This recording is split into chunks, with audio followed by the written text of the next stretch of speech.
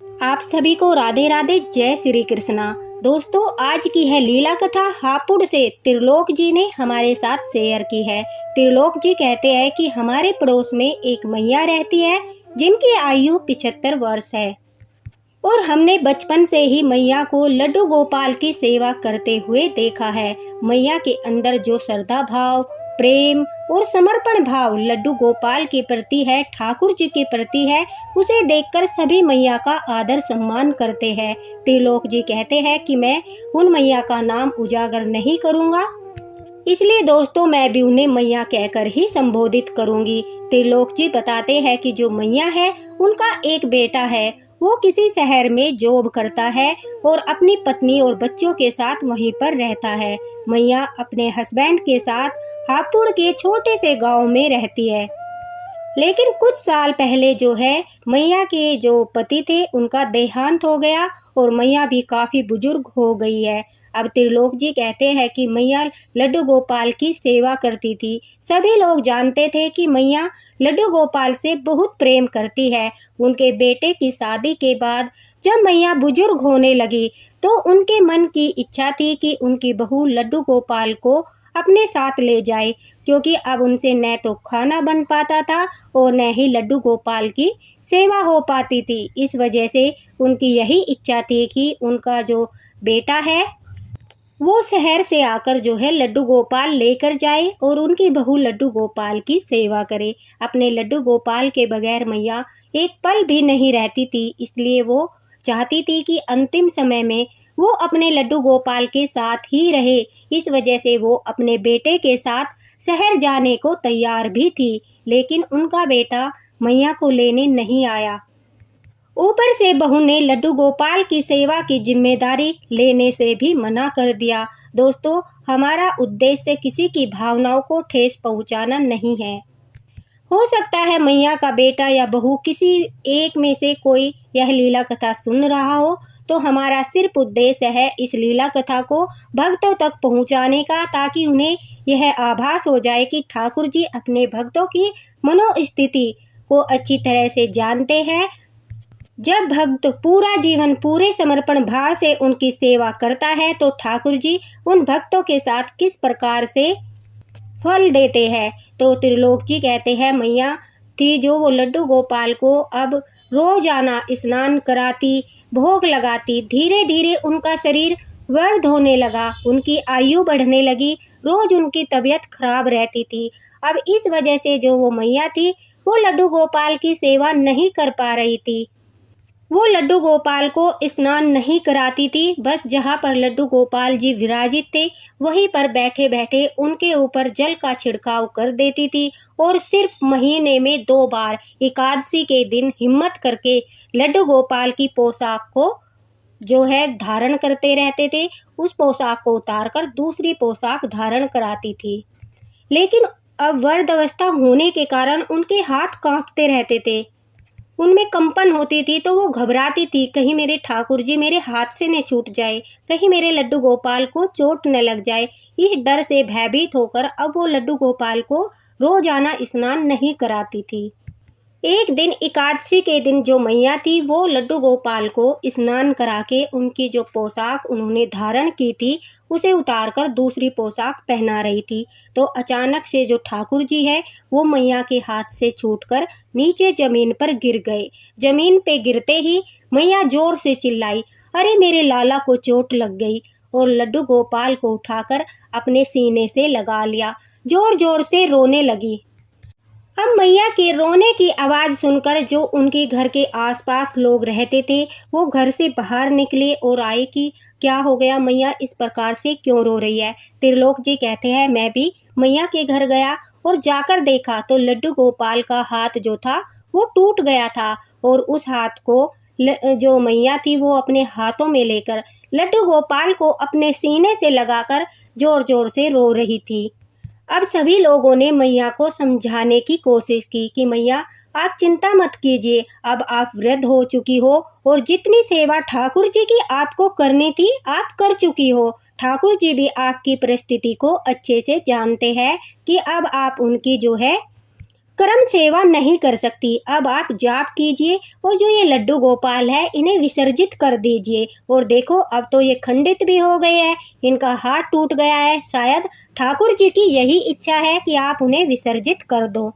अब जब विग्रह बिल्कुल ठीक था तब तुम उन्हें विसर्जित नहीं कर पाती, इसलिए ठाकुर जी ने ही यह लीला रची है। उनका हाथ टूट गया, वो खंडित हो गए, अब तुम इन्हें विसर्जित कर दो। त्रिलोक जी कहते हैं लेकिन मैया किसी की बात नहीं मान रही थी और कह रही थी, अरे ऐसे कैसे अपने लाला को मैं पानी में डाल दूं, विसर्जित कर दूं? मैं जब तक जीवित हूँ अपने लाला को अपने से दूर नहीं करूँगी, मेरे लाला मेरे साथ ही रहेंगे। और तुम यह क्या बोल रहे हो, खंडित हो गए, खंडित हो गए? क्या लड्डू गोपाल कभी खंडित होते हैं? क्या तुम्हारे बच्चे का हाथ टूट जाए, पैर टूट जाए, क्या तुम उसे कहीं पर छोड़ आओगे या फिर उसकी देखभाल करोगे? मैं अपने लाला को कहीं भी छोड़ने वाली नहीं हूँ। मैं तो अपने लाला की सेवा करूँगी, उसकी मरहम पट्टी करूँगी ताकि उसका हाथ जल्दी से ठीक हो जाए। अब सभी लोग सोच रहे थे कि मैया तो बुढ़ापे में बावरी हो गई, भला अब घर पर मरहम पट्टी करके हाथ को कैसे ठीक कर देगी। त्रिलोक जी कहते हैं कि मैया ने अपनी साड़ी के पल्लू से उसे चीर कर कुछ कपड़ा निकाला और लड्डू गोपाल के हाथ पर बांध दिया।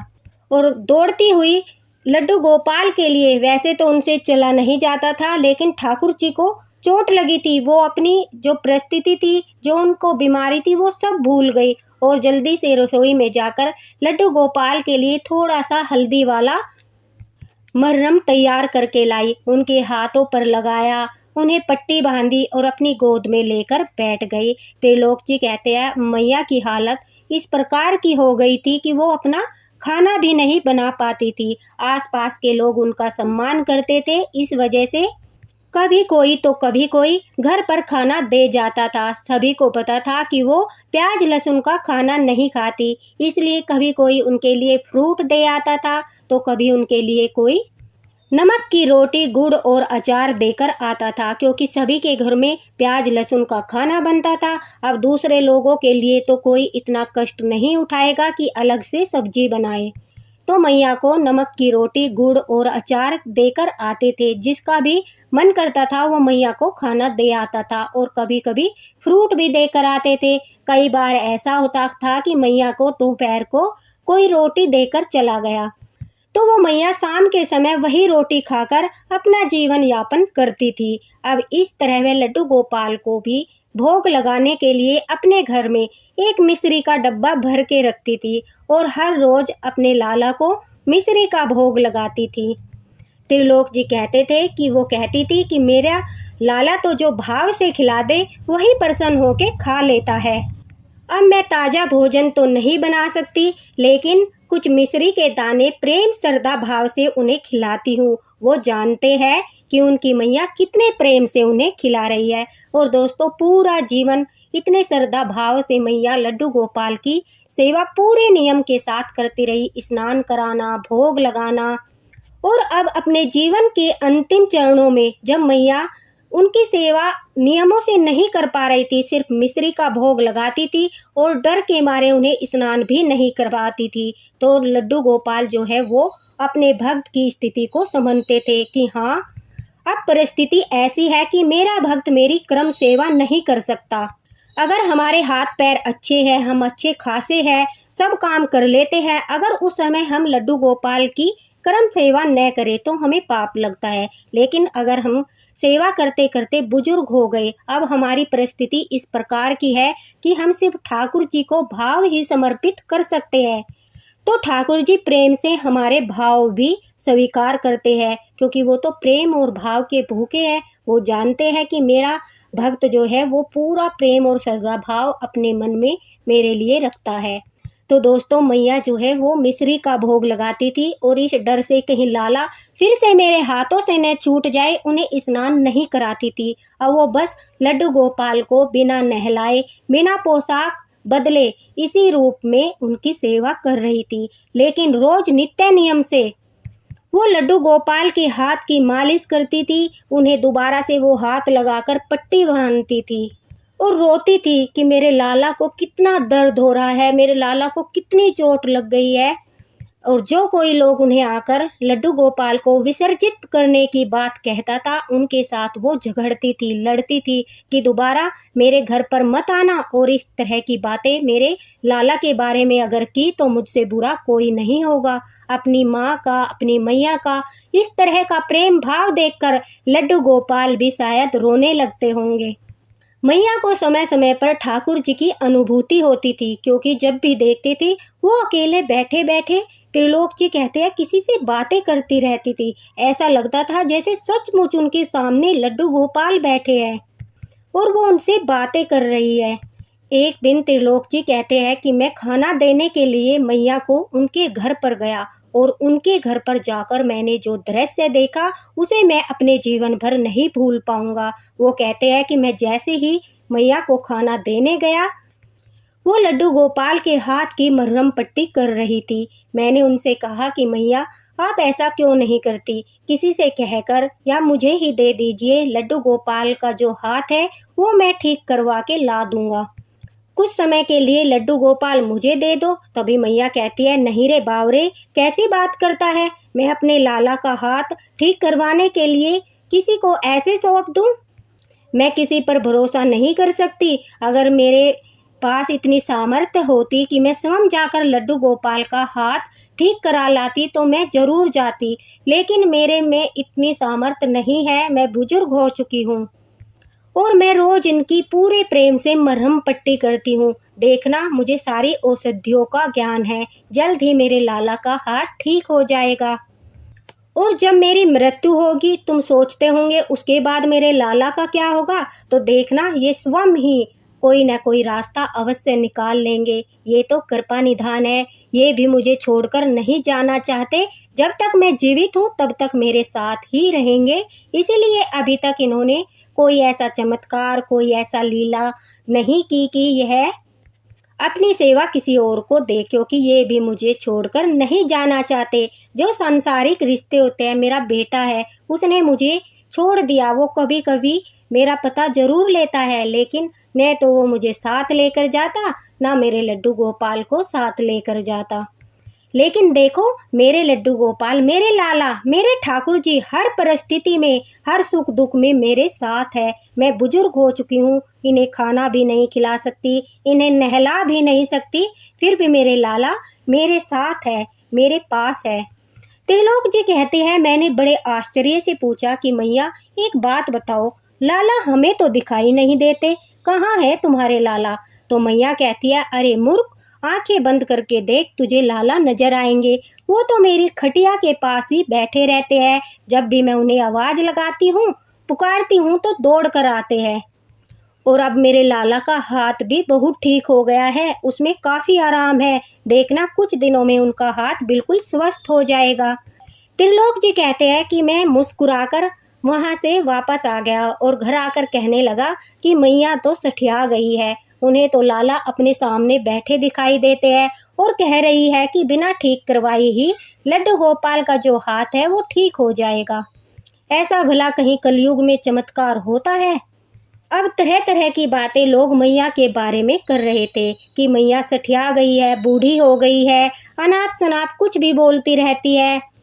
लेकिन किसको पता, उनके अंदर जो भाव थे वो तो हर वक्त ठाकुर जी की शरण में थी। वो भले ही उनकी सेवा नहीं कर पा रही थी, भले ही ठाकुर जी का हाथ टूट गया था, लेकिन ठाकुर जी का जो रूप था वो पूर्ण रूप था, क्योंकि प्रेम से मैया उनकी सेवा कर रही थी, समर्पण भाव से उनकी सेवा कर रही थी। तो दोस्तों, एक दिन त्रिलोक जी कहते हैं कि सभी गांव वालों ने जो दृश्य देखा उसे देखकर सब आश्चर्यचकित हो गए। मैया अपने लड्डू गोपाल को गोदी में लेकर खुशी के मारे जोर जोर से मुस्कुरा रही थी, हंस रही थी। उनके हंसने की आवाज़ चारों तरफ गूंज रही थी। सभी ने देखा कि आज तो मैया सचमुच जो बाकी की बची थी वो भी बावरी हो गई। सबने जाकर देखा कि मैया क्यों मुस्कुरा रही हो। वो अपने लड्डू गोपाल को अपने हाथों में लेकर कहती है, देखो मेरे बाल गोपाल का हाथ ठीक हो गया। सभी लोग आश्चर्यचकित हो गए। लड्डू गोपाल का जो हाथ मैया के हाथों से छूटने के कारण टूट गया था, अब वो हाथ बिल्कुल ठीक था। ऐसा लग रहा था जैसे किसी मूर्तिकार ने उस हाथ को स्वयं जोड़ दिया हो, लेकिन ऐसा नहीं था। न तो मैया ने लड्डू गोपाल किसी को दिए और न ही मैया ने लड्डू गोपाल किसी से ठीक करवाए। यह तो उनकी भक्ति का ही फल था। यह लड्डू गोपाल का ही चमत्कार था कि मैया ने जो उनकी मरहम पट्टी की, जो अपनी साड़ी का पल्लू रोज उनके हाथों पर बांधती थी, उसी चमत्कार से, उसी प्रेम भाव से लड्डू गोपाल जी का हाथ सचमुच ठीक हो गया। सभी ने मैया की भक्ति को प्रणाम किया और सभी ने इस बात को स्वीकार किया कि जो मैया है वो लड्डू गोपाल की परम भक्त है और ठाकुर जी की उन पर बहुत बड़ी कृपा है। क्योंकि इतने दुखों को सहते हुए भी, संकट को सहते हुए भी मैया ने अपने ठाकुर जी को अपने से अलग नहीं किया। और आजकल के लोग जरा सा ठाकुर जी का कलर जो होता है वो उतर जाए, लड्डू गोपाल को विसर्जित कर देते हैं। उनका हाथ टूट जाए, लड्डू गोपाल को विसर्जित कर देते हैं। अगर सेवा नहीं हो पाती तो ठाकुर जी को कहीं भी छोड़कर आ जाते हैं। देखिए, सच्ची भक्ति वह होती है जिसमें किसी भी रूप में ठाकुर जी हमारे पास हो, लेकिन हम उनसे प्रेम करते हो। ये हमारी परीक्षाएं होती है जो समय समय पर ठाकुर जी लेते हैं। उन परीक्षाओं में अगर हम सफल होंगे तो ठाकुर जी भी जीवन भर हमारा हाथ नहीं छोड़ेंगे। अब देखिए, मैया न तो लड्डू गोपाल को स्नान कराती थी, न ही तरह तरह के भोग लगाती थी। केवल मिश्री का भोग लगाती थी और बिना स्नान किए, बिना पोशाक धारण कराए, उनकी समर्पण भाव से, प्रेम भाव से डेली उनके जाप कर रही थी। उन्हें लाड़ दुलार करती थी। जो रूखा सूखा खाती थी वही उन्हें खिलाती थी। फिर भी लड्डू गोपाल उनसे इतने प्रसन्न थे कि 1 मिनट के लिए भी उन्हें छोड़कर नहीं गए और हर पल उन्हें दर्शन देते थे। वो जिससे बातें करती थी वो कोई और नहीं, सिर्फ लड्डू गोपाल होते थे। इसलिए मैया को कभी भी अपने बेटे की कमी महसूस नहीं हुई। कभी भी अपने बेटे के लिए मैया को किसी ने रोते बिलखते हुए नहीं देखा। वो हमेशा प्रसन्न रहती थी, खुश रहती थी और ठाकुर जी की भक्ति में लीन रहती थी।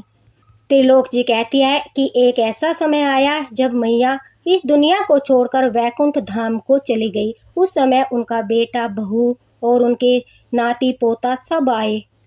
मैया का अंतिम संस्कार किया गया। पूरे गांव वालों ने पूरे प्रेम और श्रद्धा भाव से मैया का अंतिम संस्कार किया।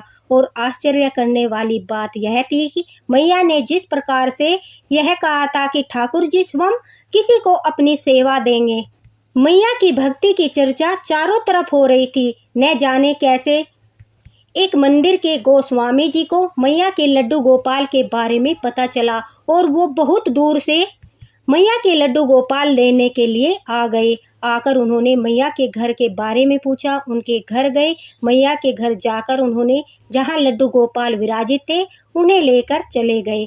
अब सभी गांव वालों को विश्वास हो गया था कि मैया सत्य कहती थी। जब ठाकुर जी को अपनी सेवा किसी को देनी होगी वो स्वयं ही उसे संकेत देंगे और वो व्यक्ति आकर लड्डू गोपाल को ले जाएगा।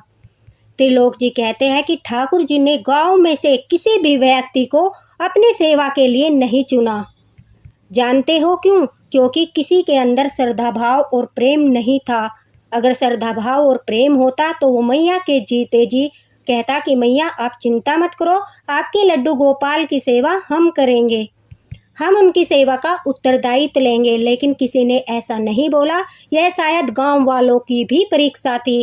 ठाकुर जी को उस गांव में कोई ऐसा व्यक्ति नहीं मिला जो उनकी सेवा कर सके। इसलिए जो ठाकुर जी है उन्होंने स्वयं ही किसी को मैया के बारे में सूचना पहुंचाई और उसे मैया की कुटिया तक पहुंचाया, संकेत दिया और अपने आप अपने भक्त को स्वयं चुन लिया कि यह मेरी सेवा करेगा। और जागृत लड्डू गोपाल जो मैया के सर्वशक्तिमान थे, जो पिछले कम से कम 50 सालों से पूजित थे, उन्हें एक भक्त आकर ले गया। वो गोस्वामी जी लड्डू गोपाल को लेकर चले गए। त्रिलोक जी कहते हैं कि लड्डू गोपाल की कृपा और महिमा के बारे में सारा गांव जान गया। उस दिन के बाद मैया की कृपा से लड्डू गोपाल पर सभी को श्रद्धा विश्वास हो गया और धीरे धीरे सब लड्डू गोपाल अपने घर लाने लगे। इसी तरह से लड्डू गोपाल की भक्ति, पूजा और प्रचार और प्रसार बढ़ता गया।